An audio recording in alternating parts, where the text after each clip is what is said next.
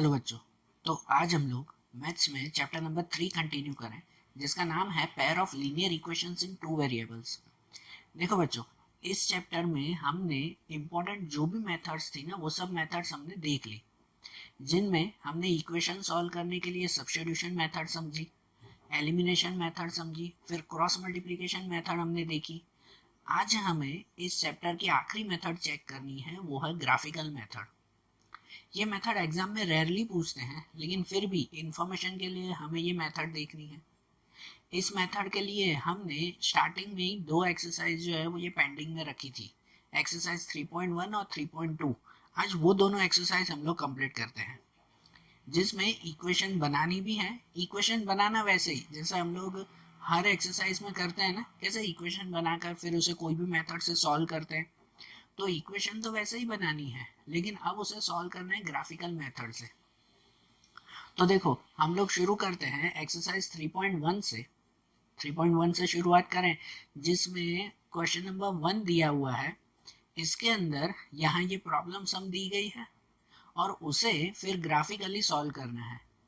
लिखा हुआ है उसमें कि Aftab tales his daughter 7 years ago I was 7 times as old as you were then. And also 3 years from now I shall be 3 times as old as you will be. Represent the situation algebraically and graphically.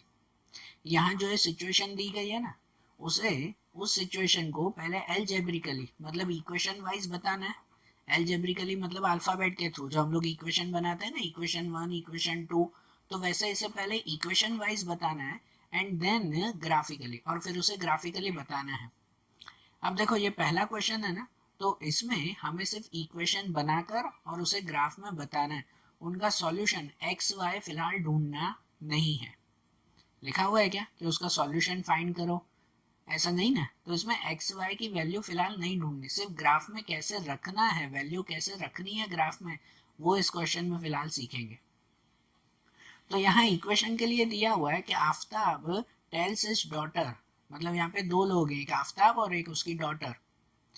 Aftab अपनी daughter को ये कह रहा है कि 7 years ago, मतलब 7 साल पहले, पता है ऐसी इक्वेशन पहले भी आई थी आपके अलग एक्सरसाइज में, कि 7 साल पहले I was 7 time as old as you were then, कि भाई मेरी एज तुमसे 7 टाइम्स ज्यादा थी, मतलब 7 गुना ज्यादा थी 7 साल पहले।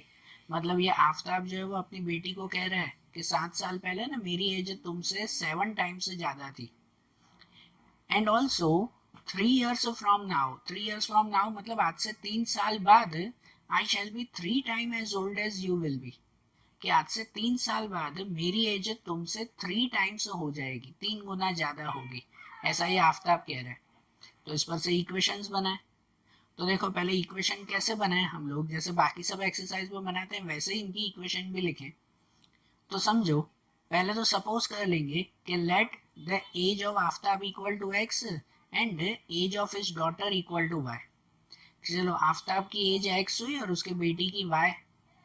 7 years ago, 7 साल पहले, पहली कंडीशन में दी गई है ना कि 7 साल पहले उसकी एज 7 टाइम्स थी।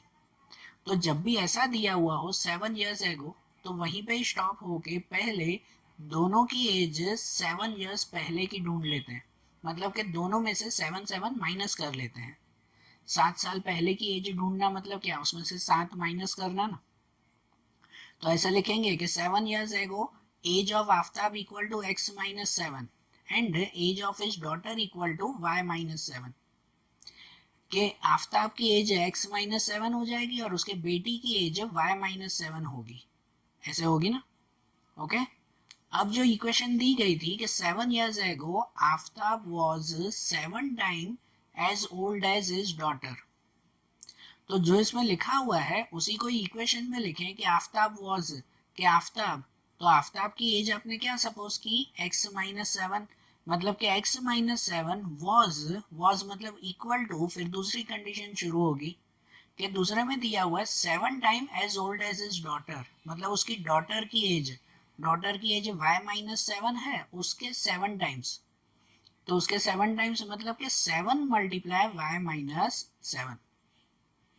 इक्वेशन क्या बन गई कि आफ्ताब की age x minus 7 equal to उसकी बेटी से वो 7 गुना ज्यादा है, मतलब कि 7 मल्टीप्लाई उसके बेटी की एज y माइनस 7। और अब इसका सॉल्यूशन करेंगे, मतलब कि x माइनस 7, ये 7 का दोनों से मल्टीप्लाई हो जाएगा ना ब्रैकेट में, तो 7 को y से मल्टीप्लाई 7y और 7 7 जा 49। अब एक्स वाई एक तरफ और नंबर को एक तरफ, मतलब देखो x तो यहीं पे ही है, ये 7y को यहाँ लेके आएंगे तो -7, यहाँ पे -49 यही है, ये -7 को यहाँ ले आएंगे तो +7, तो यहाँ हो जाएगा x minus 7y equal to -49 और +7 तो -42। ये बन गई आपकी पहली इक्वेशन, बरोबर ना। सभी एक्सरसाइज में ये इक्वेशंस तो ऐसे ही बनाते हैं ना। और उसके बाद दिया हुआ है कि 3 इयर्स लेटर, लिखा होता है ना इक्वेशन में, दूसरी कंडीशन है 3 इयर्स लेटर, मतलब आज से 3 साल बाद। तो अगर 3 साल बाद मतलब फिर से इन दोनों जो एज हमने सपोज की थी एक्स और वाई, उसमें 3 प्लस कर देंगे। फिर लिखेंगे कि age of Aftab equal to x+3 and age of his daughter equal to y+3, दोनों में 3 प्लस ना। एंड लिखा जाएगा कि here 3 years later Aftab will be 3 times as old as his daughter। इसमें क्या दिया हुआ है कि 3 साल बाद Aftab will be 3 times as old as his daughter। तो इसे भी इक्वेशन में लिखे ना, तो आफ्ताब की एज आपने क्या सपोज की, उसकी एज हमने सपोज की है x+3, मतलब कि x+3 इक्वल टू 3 टाइम्स, तो 3 टाइम्स मतलब कि 3 मल्टीप्लाई हिज डॉटर, तो डॉटर की एज सपोज की y+3, मतलब कि 3 मल्टीप्लाई y+3।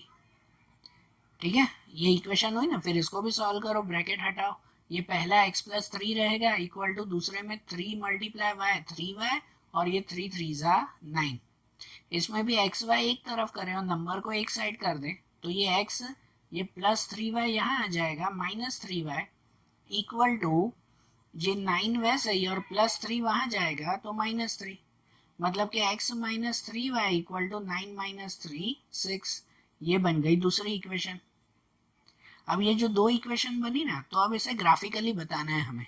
अब एक चीज यहाँ पे भी सुनो, आपके एग्जाम में इक्वेशंस कहीं से भी कोई भी दे सकते हैं, उसे आप सॉल्व कोई भी मेथड से कर सकते हो, जरूरी नहीं है ग्राफिकल में है तो ये सब आपको ग्राफिकल में ही पूछेंगे। आपको ऐसे भी पूछ सकते हैं कि क्वेश्चन यही हो और लिखा हुआ हो कि इसे एलिमिनेशन से सॉल्व करो, तो इसको आप एलिमिनेशन से भी सॉल्व कर सकते हो। ये दो इक्वेशन तो आपके पास है ही ना, कोई भी मेथड से सॉल्व करो आंसर तो सेम ही आएगा ना। कैसे पूछा आपको सब्स्टिट्यूशन से सॉल्व करो तो आपको सब्स्टिट्यूशन से करना पड़ेगा, अगर क्रॉस मल्टीप्लिकेशन तो उससे करना पड़ेगा। ठीक है, ध्यान देना, आपको मेथड चारों सीखनी है, फिर आपको एग्जाम में जो भी पूछे। तो अब देखो इसे ग्राफिकली कैसे सॉल्व करें, तो इनके लिए आगे हम लोग ऐसा लिखेंगे, ये दो इक्वेशन बन जाएगी ना। देखो यहाँ लिखेंगे कि now for graphical representation the 3 solution are as follows. अब आपको एक चीज याद करवाऊं मैं, कि आप लोगों को याद है, आपको 9th स्टैंडर्ड में जब ग्राफ के क्वेश्चंस आते थे, ऐसे ही यही 9th स्टैंडर्ड को कुछ याद करवा रहा हूँ, कि आपको जब ग्राफ के क्वेश्चंस आते थे ना, तो उसमें आपकी जो ये इक्वेशंस दी गई होती थी ना, इसमें दो इक्वेशन है, आपको 9th स्टैंडर्ड में एक ही इक्वेशन आती थी, समझो ये पहली इक्वेशन खाली, आपने ये इक्वेशन बनाई ना x - 7y इक्वल टू -42, तो इस इक्वेशन में x और y के सॉल्यूशंस हम लोग फाइंड करते थे। ग्राफ बनाने के लिए मिनिमम 3 सॉल्यूशन ढूंढते हैं, कि x और y के सॉल्यूशन कैसे, कि x पे कोई भी वैल्यू रखो तो आपको सेकंड y की वैल्यू मिलेगी, या तो y पे कोई भी वैल्यू रखो तो आपको दूसरी x की वैल्यू मिलेगी। याद आ रहा है 9th में आप लोग कुछ ऐसा फाइंड करते थे, तो वही चीज आपको यहाँ पर भी करनी है, कि आपको x और y का ये जो इक्वेशन बनी हुई है, इस इक्वेशन में x और y के कोई भी 3 सॉल्यूशन फाइंड करने हैं। मैं आपको यहाँ पर एक सॉल्यूशन बता रहा हूँ कैसे ढूंढना है, और उसके बाद बाकी सब में आगे के जितने भी सम्स होंगे उन सब में वैसे ही ढूंढेंगे। जैसे समझो कि यहाँ x - 7y इक्वल टू -42 है। अब इनमें कहीं पर भी भले x पे या y पे कोई भी वैल्यू रखो जो आपको पसंद हो, 1 2 3 4 0 -1 -2 अपॉन में रखना हो, जहां जो वैल्यू रखनी हो आप वो वैल्यू रख सकते हो, बरोबर। कहीं पे भी हम लोग वैल्यू रख सकते हैं। x और y पे पहले आप लोग x पे कोई भी वैल्यू रखोगे तो y मिलेगा, या तो y पे कोई भी वैल्यू रखोगे तो x मिलेगा। जैसे सपोज कि मैं x पे पहले रख रहा हूँ, ठीक है, दोनों पे साथ में मत रखना, एक पे रखोगे तो दूसरा मिलेगा ना। कि समझो मैं x पे कोई वैल्यू रख रहा हूँ -7, x पे क्या रखूँ मैं, -7 रखूँ, हाँ मैं यहीं से ही रख रहा हूँ कि सपोज मैं x पे -7 रखता हूँ तो वैल्यू क्या हो जाएगी, ये रफ में काउंटिंग करना, तो x पे अगर -7 रखूँ ना तो ऐसे कंडीशन बनेगी -7 पीछे -7y इक्वल टू -42, ऐसे बनेगा ना ये। अब जो हमें y ढूंढना है तो ये -7 है, वो -7 कहाँ जाएगा, उस साइड प्लस में चला जाएगा, मतलब ऐसे हो जाएगा कि यहाँ रहेगा ये -7y, ठीक है, -7y इक्वल टू यहाँ पर ये -42 एंड -7 यहाँ पे आएगा तो +7, ऐसा लिख सकते हैं ना। तो यहाँ बचेगा ये -7y, बरोबर, -7y इक्वल टू ये -42 और +7 कितना होगा, तो -35 होगा, माइनस प्लस माइनस ना, तो 42 और 7 -42 +7 तो -35 बचेगा, बरोबर। और अब जो y ढूंढना है तो ये 7 डिवाइड में, ये तो पता है ना, ये 7 डिवाइड में चला जाएगा, तो y equal to 35 divide by 7, तो 35 डिवाइड 7 कितना होगा, 5 होगा, और यहाँ माइनस माइनस कट हो जाएंगे, तो y इक्वल टू कितना मिलेगा आपको, 5 मिलेगा, ठीक है ना। हैंडराइटिंग कैसे भी हो आप ध्यान देना कि y इक्वल टू कितना मिलेगा, 5। इसका मतलब ये कि अगर मैंने x पे -7 रखा तो वो y पे 5 मिला मुझे, समझे। तो इसे आप लोग एक टेबल बनाकर, ये बॉक्स बनाकर उसमें लिख सकते हो कि अगर मैंने x पे ये -7 वैल्यू रखी है तो मुझे y पे 5 की वैल्यू मिली, समझ आ रही है। ऐसे कोई भी 3 वैल्यू ढूंढनी है, मैंने -7 0 7 ऐसे रखा है, आप लोगों को 1 2 3 रखना हो तो भी रख सकते हो, कि आप लोगों को जो है वो -1 -2 0 ऐसे कोई नंबर रखने हो तो भी रख सकते हो, कोई भी नंबर ना, हमें तो 3 सॉल्यूशन ढूंढना है ग्राफ के लिए, समझ आ रहा है, याद आ रहा है, ऐसा 9th में भी करते थे, ये वही क्वेश्चन ही हैं। अब समझो आपको x पे नहीं y पे रखना है तो आप y पे रख सकते हो, समझो इसी इक्वेशन में अगर मुझे y पे रखना है, समझो मैं y पे 6 रख दूं, ठीक है, मैं अगर y पे 6 रखूं तो मुझे x की कोई वैल्यू मिलेगी ना, ठीक है। ये सॉल्यूशन आप लोग रफ में करना है, ऐसे 3 बार सॉल्यूशन करने हैं रफ में।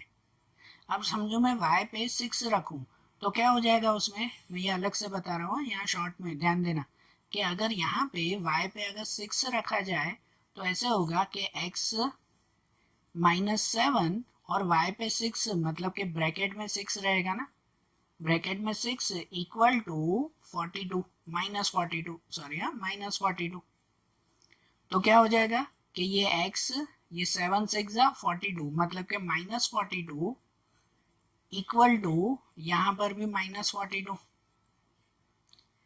तो आगे सुनो, यहाँ स्पेस नहीं है तो आगे ध्यान दो कि x ये -42 इस साइड जाएगा, तो -42 यहाँ जाएगा तो क्या हो जाएगा, +42 हो जाएगा, मतलब कि x इक्वल टू यहाँ -42 और +42 कितनी वैल्यू मिल जाएगी, 0। तो अगर y पे मैंने 6 रखा तो x की वैल्यू कितनी मिल जाएगी, 0 मिलेगी ना। तो ऐसे ये दूसरा भी सॉल्यूशन मिल गया ना।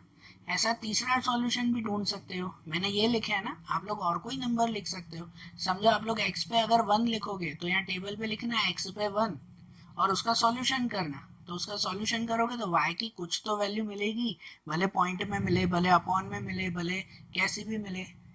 जितना हो सके ग्राफ में ये ट्राई किया करो कि वैल्यू है ना पॉइंट में ना मिले, ठीक है, वैल्यू चेंज करते करते ऐसी वैल्यू रखो कि जितना हो सके पॉइंट में ना मिले, पॉइंट में मिलेगा तो भी कोई चिंता नहीं है, लेकिन अगर नॉर्मल नंबर मिलेंगे ना, जैसे यहाँ 5 6 7 नॉर्मल नंबर ही है, पॉइंट में नहीं है, तो उसको ग्राफ में रखना इजी होगा।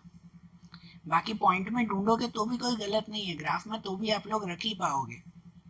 तो समझो कोई भी, समझो x पे मैंने 1 रखा है और इसका सॉल्यूशन करो पूरा, तो y पे कुछ तो वैल्यू मिलेगी ना, वो y की वैल्यू यहाँ रखना। तो ऐसे कोई भी 3 वैल्यू ढूंढनी है, भले आप लोग जो है वो तीनों y पे रखो, कि y पे कुछ भी रखोगे तो x पे कुछ भी मिलेगा, समझ आ रही है बात। तो ये 3 वैल्यू हमने ढूंढी ना इसकी, ठीक है ना। मैंने वो सॉल्यूशन नहीं किया, इसलिए नहीं किया है क्योंकि ये मैंने अपने नंबर लिखे हैं, आप लोग भले अपने नंबर से सॉल्व करो उसे, ओके। और ये जैसे इक्वेशन 1 बनी ना, वैसे ही इक्वेशन 2, ये ना x minus 3y equal to 6, इसमें भी ऐसा ही करेंगे। इसमें भी हमें 3 सॉल्यूशन ढूंढने। समझो x की जगह पे कोई भी वैल्यू रखो, समझो x पे अगर मैं 6 रखूं तो उसका सॉल्यूशन पूरा करोगे ना तो y पे 0 मिलेगा। जरूरी नहीं है 6, समझो x पे आप 1 रखो, 2 रखो, तो कोई ना कोई सॉल्यूशन आपको मिलेगा। समझे? तो ऐसे ही 3 इस पे भी रखा ना कि x पे 6 रखो तो y पे 0 मिलेगा, या x पे 4 रखो, ठीक है, x पे 4 तो y पे -1 मिल रहा है, और x पे अगर 0 रखूं तो y पे -2 मिल रहा है। ऐसे 3 सॉल्यूशन मिलेंगे ना, कम से कम 3 सॉल्यूशन आपको दोनों के ढूंढने हैं, और वो सॉल्यूशन आपकी मर्जी के, कोई नक्की नहीं, आपकी मर्जी के, जो चाहिए वो ढूंढो। बराबर? तो ये 3 सॉल्यूशन ढूंढ लिए ना। अब ये जो टेबल बना ना हमारा, ये 3 सॉल्यूशन का, इस टेबल पर से फिर हम लोग ग्राफ बनाएंगे। तो देखो अब इस पर से ग्राफ कैसे बनाएंगे, तो आपकी ग्राफ बुक में आप लोग लास्ट ईयर जैसे बनाते थे वैसे ही ग्राफ बनाना, कि यहाँ एक्स और वाई एक्सिस, याद है ना वो, तो कि आप लोग जो है वो ग्राफ बुक में बिल्कुल बीच में ऐसे बनाते हो एक्स और वाई एक्सिस, ठीक है, यहाँ जैसे बना हुआ है वैसे ही, कि एक्स और वाई एक्सिस में यहाँ पर बिल्कुल बीच में 0, यहाँ राइट साइड पे सब प्लस वाले नंबर आते हैं ना, 1 2 3, है कि नहीं, और यहाँ पे इस साइड सब माइनस वाले नंबर्स, -1 -2, ऐसे यहाँ ऊपर सब प्लस वाले नंबर्स लिखेंगे y में, 1 2 3 4, और यहाँ पे माइनस वाले नंबर्स। ये ग्राफ बुक में रेडी करेंगे, और उसके बाद ये जो आपने 2 टेबल बनाया ना, वो दोनों टेबल यहाँ ग्राफ में प्लॉट करेंगे। जैसे ये पहला टेबल है, पहली इक्वेशन से ये पहला टेबल, तो उसमें ऐसे प्लॉट करते हैं कि x पे -7 और y पे 5, ये पहली वैल्यू मिली थी ना, और प्लॉट कैसे करना है ये तो पता ही है। ग्राफ ऐसी चीज है जो आप लोग एक बार सीखो वो भूलते नहीं हो, लास्ट ईयर सीखा था, तो मुझे नहीं पता है कि आप लोग भूल गए होगे, पक्का याद होगा। क्या x पे -7 और y पे 5 लिखना है, तो कैसे लिखा जाएगा उसमें, कि x पे -7, तो यहाँ x पे -7 इस तरफ ना, ठीक है ना, यहाँ पे आएगा ना ये -7, और y पे +5, तो y पे +5 यहाँ ऊपर की तरफ, दोनों जहाँ ज्वाइंट होंगे तो वो -7 और 5 यहाँ पे प्लॉट करेंगे। ये तो वाइट पेपर है, ठीक है, इसीलिए जो है वो आपको ऐसा लग रहा है कि यहाँ पर कोई लाइंस नहीं, आपके ग्राफ बुक में तो सब लाइंस बनी हुई होगी, तो एग्जैक्ट आपको वो पॉइंट मिलेगा कि नहीं, बरोबर ना, एग्जैक्ट ये पॉइंट मिलेगा -7 और 5। उसके बाद देखो 0 एंड 6, मतलब x पे 0 y पे 6, तो x पे 0 ये बिल्कुल बीच में, और y पे 6 यहाँ ऊपर, यहाँ ये पॉइंट बनेगा 0 एंड 6, वहां लिख देंगे ना ये 0 6 नंबर, ठीक है, इसी लाइन पे ही होगा वो। और फिर +7 एंड -7, x पे +7 y पे -7, तो x पे ये +7 है, ठीक है, x पे ये +7 और y पे जो है वो ये -7, बरोबर।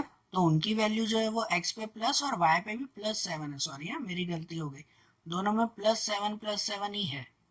हाँ, तो दोनों में अगर +7 है तो वो जो है वो यहाँ लिखेंगे x पे 7 और y पे भी 7, ठीक है। और ये जो 3 पॉइंट मिलेंगे ना, जो हमेशा एक ही लाइन में मिलेंगे, वो तीनों पॉइंट पर से आपको जो है वो सीधी लाइन पास करनी है, ठीक है, ये जो 3 पॉइंट मिलेंगे उस पर सीधी लाइन पास करनी है, और सीधी लाइन पास करके ऊपर आप लोग ये इक्वेशन लिख देना, यहाँ पे इक्वेशन लिख देना कि हाँ ये पहली इक्वेशन की लाइन है, x - 7y इक्वल टू -42, बरोबर। और ऐसे ही फिर ये जो दूसरा टेबल है ना, वो दूसरे टेबल का नंबर प्लॉट करेंगे, कि जैसे कि पहला जो है वो ये 6 और 0, तो 6 और 0, तो x पे 6 y पे 0, तो x पे ये +6 और y पे 0, तो बीच में ही, तो मतलब यही x पे +6 उसी लाइन पे ही नंबर होगा, ठीक है। फिर x पे +4 और y पे -1, ये ग्राफ बुक में अच्छी तरह से करना है, यहाँ तो वाइट पेज है सिर्फ, आप ग्राफ में अच्छी तरह से इसे लिखना कि x पे +4 और y पे -1, मतलब हम लोग जो है वो जाएंगे x पे +4 पे और y पे -1 पे, तो +4 एंड -1 वो नंबर जो है वो कहाँ पे आएगा, तो वो नंबर यहाँ पे +4 एंड -1, ठीक है, कि यहाँ पे 3 और -1 इन्होंने लिखा है, कोई बात नहीं, आप 4 और -1 के अकॉर्डिंग लिखना, बराबर ना। और उसके बाद 0 और -2, तो x पे 0 और y पे -2 यहाँ नीचे की तरफ आएगा, कि 0 और -2, यहाँ पे ये प्लॉट बनेगा ना -2 पे, सही बात है ना। और ये जो तीनों नंबर आपको मिल गया ना, फिर इन तीनों में से भी ये सीधी लाइन एक पास करना, और उस लाइन पे कहीं पर भी कॉर्नर पे वो इक्वेशन का नाम लिख देना कि हाँ ये इक्वेशन बनी दूसरी कि x - 3y = 6, बरोबर। ये दोनों इक्वेशन का ग्राफ तैयार, ये आपका सम कंप्लीट। सिंपल है ना। तो देखो ग्राफिकल सम में आपको क्या स्टेप्स करने हैं, पहले इक्वेशन बनानी है जो हम लोग सभी एक्सरसाइज में करते हैं वैसा। फिर जो दो इक्वेशन बने ना, उन दोनों इक्वेशन में से ऐसे ये तीन तीन सॉल्यूशन ढूंढने हैं। ठीक है, क्या करना है, ये तीन तीन सॉल्यूशन जैसे ये टेबल बनाते हैं वैसे वो टेबल में लिखेंगे तीनों सॉल्यूशन, और फिर जो वो तीनों सॉल्यूशन मिले तो उन तीनों सॉल्यूशन को यहाँ ग्राफ में रख देंगे, तो वो आपका सम कंप्लीट। समझ आ रहा है? देखो ऐसे ही अब जो है वो दूसरा क्वेश्चन देखें इसमें, तो सेकंड क्वेश्चन है उस पर से भी ऐसे ही इक्वेशन बनानी है। The coach of a cricket team buys 3 bat and 6 ball for ₹3900। कि क्रिकेट टीम का कोच है, उसने 3 बैट और 6 बॉल लिए हैं, कितने रुपए में, ₹3900 में। And later she buys another bat and 2 more balls for the same kind for ₹1300। उसके बाद उसने दूसरी एक बैट और जो है वो 2 बॉल, एक बैट और 2 बॉल उसने लिए हैं ₹1300 में। So represent this situation algebraically and geometrically. तो इससे पहले इक्वेशन बनानी है और फिर ग्राफ में उसे बताना है, सही बात है ना। तो देखो इन पर से पहले जो है वो इक्वेशन बनाए हम लोग। तो देखो एक बैट और एक बॉल, उसकी हमें वैल्यू ढूंढनी है, तो उसके हिसाब से पहले ऐसा लिख सकते हैं ना कि let the cost of bat equal to x and the cost of ball equal to y। पहली सिचुएशन में क्या दिया हुआ था कि she buys 3 bat and 6 ball for ₹3900। 3 bat और 6 बॉल 3900 में उसने लिए हैं, तो उसको ऐसा लिख सकते हैं कि 3 बैट मतलब कि 3x और 6 बॉल्स मतलब उसे 6y इक्वल टू ₹3900। ये इक्वेशन बनी ना। अब ध्यान से देखो तो तीनों में से 3 कॉमन निकल रहा है, मतलब तीनों 3 से डिवाइड हो रहे हैं। हमने आगे भी बताया था कोई इक्वेशन में अगर कुछ कॉमन निकलता हो तो पहले वो कॉमन निकाल देते हैं। तीनों में से 3 कॉमन हो रहा है, तो पहले 3x को 3 कॉमन कर दो, मतलब 3 से डिवाइड कर दो, तो क्या बचेगा, सिर्फ x। फिर ये 6y में से इसको 3 से डिवाइड कर दो, तो 6 डिवाइड 3 2y बचेगा। और यहाँ 3900 को 3 से डिवाइड करो तो बचेगा ₹1300, बरोबर। तो इक्वेशन ये बना x + 2y = 1300। और दूसरी सिचुएशन के लिए दिया हुआ था कि she buys another bat and 2 more balls for ₹1300। दूसरी एक बैट और 2 बॉल उसने लिए हैं 1300 में, तो एक बैट मतलब ओनली x और 2 बॉल मतलब 2y इक्वल टू 1300। ये दूसरी इक्वेशन। अब देखो दोनों इक्वेशन इक्वल हो गई, दोनों इक्वेशन इक्वल है। जब इक्वल होती है ना, तो हमने वो क्रॉस मल्टीप्लिकेशन में एक बात सीखी थी कि जब दोनों इक्वेशन एकदम इक्वल हो जाए तो उस पर इनफाइनाइट सॉल्यूशन मिलता है। याद है वो infinite solution, no solution, unique solution, वो एक रूल बताया था। तो यहाँ दोनों इक्वेशन इक्वल है तो उस पर इनफाइनाइट सॉल्यूशन मिलेगा। लेकिन अभी हमें सॉल्यूशन कहाँ ढूंढना है, अभी तो खाली हमें उसको ग्राफ में प्लॉट करना है, सॉल्यूशन तो कुछ ढूंढना ही नहीं है। तो इसको ग्राफ में प्लॉट करें तो इसका मतलब ये जो दो इक्वेशन हैं दोनों की वैल्यू फाइंड करें ना, देखो तीन तीन वैल्यू जो ढूंढते हैं। तो यहाँ पर वैसे ही लिखें अब कि now for graphical representation the 3 solutions are as follow. जो पहली इक्वेशन है x + 2y = 1300, तो 3 सॉल्यूशन में आप लोग x या y पे कोई भी वैल्यू रखो। अब देखो यहाँ थोड़ा लॉजिकल रखते हैं कि यहाँ है ना 1300 दिया हुआ है, तो जो वैल्यू रखो ना तो वो सब 100 में रखना है कि नहीं, 100 की वैल्यूज रखना सब, नहीं तो यहाँ x पे आप 1 रखोगे तो यहाँ पे वैल्यू जो है वो काफी काफी अलग मिलेगी, जैसे ग्राफ में प्लॉट करना फिर थोड़ा मुश्किल होगा। तो इसीलिए अगर यहाँ 1300 है तो हो सके तो वैल्यू भी 1300 जितनी ही रखो, मतलब 100 जितनी। तो देखो जैसे मैंने x पे 300 लिखा और सॉल्यूशन करो उसका तो y पे 500 मिलेगा। फिर x पे अगर मैं 100 रखूं और सॉल्यूशन करो तो y पे 600 मिलेगा। अगर x पे मैं -100 रखूं और सॉल्यूशन करूं तो y पे 700 मिलेगा। और जरूरी नहीं मैंने ये 3 वैल्यू x की रखी यही रखो आप लोग दूसरी वैल्यू भी रखकर ग्राफ बना सकते हो। जैसे यहाँ पे इसकी जगह आप लोग 400 या 200 या 500 ऐसी वैल्यूज भी रख सकते हो। ठीक है, तो ये पहली इक्वेशन से टेबल बनाना और दूसरी इक्वेशन भी वही है, तो उस पर से भी ये सेम टेबल ही बना सकते हो और चाहिए तो दूसरे नंबर भी लिख सकते हो। इक्वेशन सेम है तो मैंने ये नंबर्स भी सेम ही लिखे, और आप लोग दूसरे नंबर लिखोगे तो भी गलत नहीं है, तो भी चलेगा। फिर इस पर से क्या करेंगे, जब ये 3 वैल्यू आप लोग ढूंढ लो, कोई भी अपने पसंद की 3 वैल्यू ढूंढ लो, तो उसके बाद फिर ग्राफ बनाएंगे ना। तो अब इस पर से हम लोग ग्राफ बनाए कि यहाँ ग्राफ में अब देखो यहाँ पर जो x और y आप लोग लिखोगे ना, तो 1 2 3 नहीं, यहाँ पे x पे भी 100 लिखोगे, 100 200 300 यहाँ पे लिखा हुआ है ना। इन्होंने तो 100 300 500 200 200 का गैप लिया है। अब तो पूरा आपका ग्राफ होगा ना, तो उस पूरे ग्राफ में तो आप लोग 100 200 300 ऐसे ही लिख सकते हो, है ना, चारों साइड पे। और फिर ये नंबर प्लॉट करो कि जैसे देखो x पे 300 और y पे 500, तो x पे ये +300 और y पे +500 दोनों जहां ज्वाइंट होंगे वहां पे ये सर्कल करना। ठीक है, वहां पे प्लॉट करना है आप ग्राफ बुक में। फिर x पे 100 y पे 600, तो x पे ये +100 है और y पे ये +600 है, उसे यहाँ प्लॉट करना। और x पे -100 और y पे 700, तो x पे -100 यहाँ लेफ्ट साइड पे और y पे 700 ऊपर, वो दोनों जहां ज्वाइंट हो वहां पर जो है वो ये प्लॉट करना। बराबर, और ये तीनों पॉइंट जो मिले तो उसमें से सीधी लाइन, और सीधी लाइन पे वो इक्वेशन लिख देना।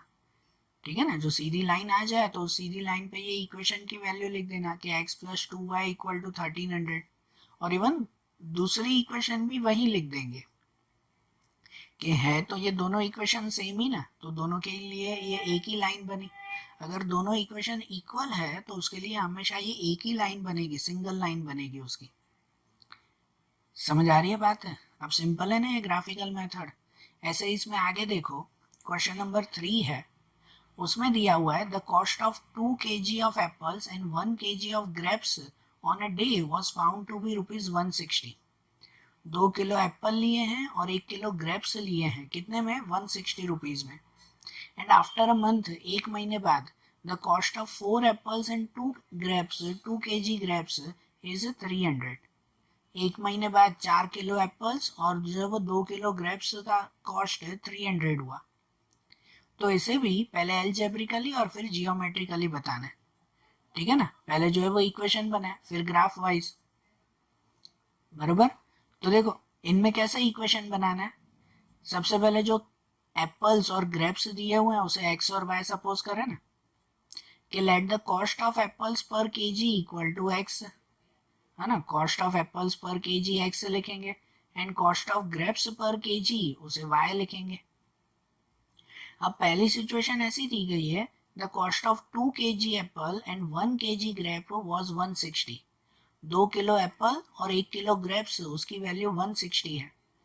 तो ये इक्वेशन बन जाएगी ना कि 2 kg एप्पल मतलब उसको 2x, और 1 kg ग्रेप्स, तो 1 kg ग्रेप्स मतलब उसको सिर्फ y इक्वल टू 160, तो इक्वल टू 160 लिखेंगे उसे। बरोबर, और दूसरी सिचुएशन में है the cost of 4 kg apples and 2 kg grapes was ₹300। तो इसे भी लिखे हैं भाई, 4 kg एप्पल्स हैं तो 4 kg एप्पल्स मतलब 4x, 2 kg ग्रेप्स तो 2 kg ग्रेप्स मतलब 2y, एंड इक्वल टू 300, तो वो इक्वल टू 300 रहेगा। अब इसमें देखो तो तीनों में से 2 2 कॉमन आ रहा है, पहली इक्वेशन में नहीं था ऐसा कुछ। ये तीनों में से 2 2 कॉमन आता है, और अगर तीनों में से 2 2 कॉमन आ रहा है तो मतलब तीनों में से 2 निकाल देंगे ना, मीन्स तीनों को 2 से डिवाइड कर देंगे हम लोग। तो पहले जो 4x है उस 4 को 2 से डिवाइड करें तो 2x, फिर ये 2y है, 2y को 2 से डिवाइड करें तो ओनली y, और इक्वल टू 300, 300 को 2 से डिवाइड करें तो 150। तो ये भी जो है वो इक्वेशन बन गई ना, 2x plus y equal to 150। आगे ना इक्वेशन। अब देखो ये पहली और दूसरी इक्वेशन बनी, फिर इस पर से ग्राफ बनाते हैं।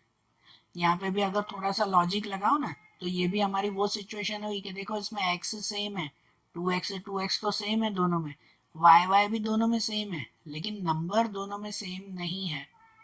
तो जब x दोनों में सेम हो, y दोनों में सेम हो, नंबर सेम नहीं हो, तो ऐसे में नो सॉल्यूशन मिलता है। आपकी वो फॉर्मूलाज या रूल्स लिखवाए थे कि a1 a2 equal to b1 b2 is not equal to c1 c2, मतलब कि ये x इक्वल y इक्वल लेकिन नंबर इक्वल नहीं, तो उसको नो सॉल्यूशन मिलता है। ये तो जस्ट बता रहा हूँ, लेकिन यहाँ पे भी हमें सॉल्यूशन तो ढूंढना नहीं है, सिर्फ ग्राफ में वैल्यू रखनी है। तो यहाँ जो दो इक्वेशन है ना, उस पर से फिर ये तीन तीन वैल्यू तो ढूंढनी पड़ेगी ना, कि for graphical representation the three solution are as follows.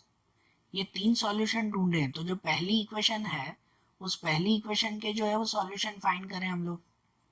उसमें भी वैसा ही ना। अब देखो यहाँ पर भी ध्यान रखो कि 160 दिया हुआ है, मतलब इसमें हो सके तो वैल्यू रखो 10 10 की, कि यहाँ x पे या y पे कोई भी वैल्यू रख सकते हो। तो सपोज मैंने x पे 50 रखा, x पे मैं 50 रखूं और उसका सॉल्यूशन करूं रफ में, तो आंसर मुझे y पे 60 मिलेगा, y का आंसर 60, तो x पे 50 और y पे 60। या फिर मैं x पे अगर 60 रखूं और सॉल्यूशन करूं उसमें, तो y की वैल्यू मुझे 40 मिलेगी। या x पे 70 तो y की वैल्यू 20। और जैसे मैंने बताया जरूरी नहीं ये वैल्यू, आप लोग दूसरी वैल्यू भी रख सकते हो, नॉर्मल 10 20 30 40 लिख सकते हो, ठीक है ना। ऐसे कोई भी तीन सॉल्यूशन बना सकते हैं ना। और ऐसे ही दूसरी इक्वेशन पर से भी, इनसे भी कोई भी वैल्यू रखें, x plus y equal to 150, तो समझो x पे 70 तो y पे 10 मिला, ठीक है। सॉल्यूशन से समझो x पे मैंने 80 रखा, तो सॉल्यूशन करने पर y पे -10 मिला। अगर x पे मैंने 75 रखा है, तो सॉल्यूशन करके y पे मुझे 0 मिल गया। तो ऐसे कोई भी जरूरी नहीं, ये इस पे भी मैं बोल रहा हूँ, भले नॉर्मल -10 -20 या 10 20 0 कोई भी वैल्यू इस पे लिख सकते हो।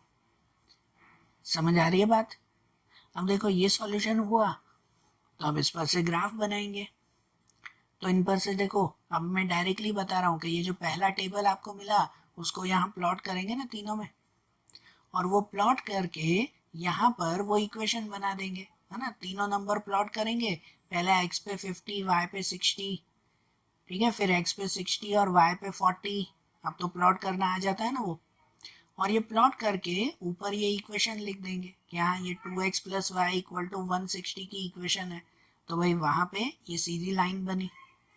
और ऐसा ही फिर ये दूसरा टेबल भी जो है वो प्लॉट करेंगे, ये दूसरा टेबल भी प्लॉट करें और उनकी वैल्यू भी जो है वो वैसे ही लिखे हम लोग। समझ आ रही है वो बात, ठीक है। तो ये ग्राफिकल सॉल्यूशन हो गया ना। तो देखो आज हमने ये x और y की वैल्यू को ग्राफिकली कैसे प्लॉट करना है वो सीखा ना, ठीक है ना। इनको सिर्फ ग्राफिकली प्लॉट करना हमने सीखा है। अब इस पर से x और y की वैल्यू कैसे ढूंढनी है वो अब हम लोग 3.2 की एक्सरसाइज में देखेंगे, कि जिसमें सॉल्व तो ऐसे ही करना है, लास्ट सिर्फ एक स्टेप और बढ़ेगा कि उस पर से x और y की वैल्यू ढूंढेंगे हम लोग, ठीक है। तो अब इनका आखिरी सम्स और आखिरी एक्सरसाइज 3.2 की वो अब हम लोग कल के वीडियोस में देखेंगे। Okay, thank you.